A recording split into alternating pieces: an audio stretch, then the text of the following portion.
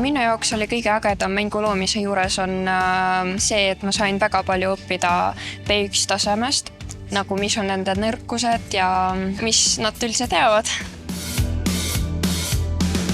Konkursil osalemine oli minu tüdrukutele äärmiselt motiveeriv. See pani nende mõtte käima uskumatult ja millise õhinaga sa seda tegid. Nad tegid seda aega kokku hoidmata, jõudu kokku hoidmata. See oli väga ilus kõrvalt vaadata.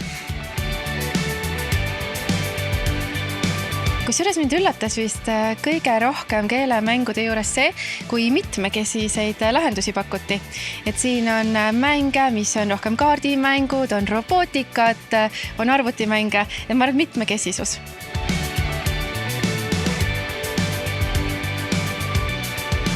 Lapsed, kelle silmad säravad, kes tahavad teha koolis, tihtipeale ikkagi tehakse asju hinde pärast või arvestuse saamiseks, aga kui nad saavad teha päris asja, sest meil tegelikult päriselt on seda mängu vaja ja me hakkame seda mängu mängima, siis see on nende jaoks väga oluline. Noored tahavad teha päris asju ja osaleda päris protsessides ka. Konkursid on olulised sellepärast, et just sellised noored, et nad ei vajuks sellesse koolirutiini, vaid saaksid sealt aeg-ajalt välja ja saaksid ennast proovile panna.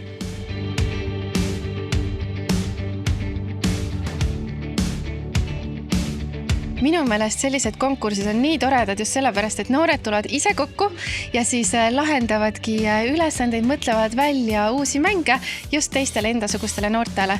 Et minu meelest see annab nii palju juurde neile, kes siis saavad lahendusi välja mõelda ja lõpuks saavad 2 lahendust jõuda päris õppuritani ja see on väga tore, et Eesti Keele Instituut saab siin neile abiks olla. Kuna see on keelekonkurss, siis kes eesti keelt veel hoiab, kui mitte meie ise. Ja keele asjad, teadusteatri ja robootika kõrval kipuvad olema natukene kuivad teinekord siiski, aga see keelelahing, me oleme väga õnnelikud, et me siia pardale tulime, see keelelahing oli tõeliselt inspireeriv, motiveeriv, hoogne, aga samas kogu aeg väga toetav.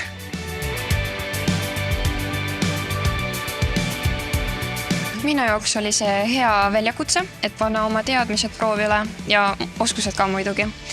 Ja soovitan teiste jaoks ka proovida osaleda.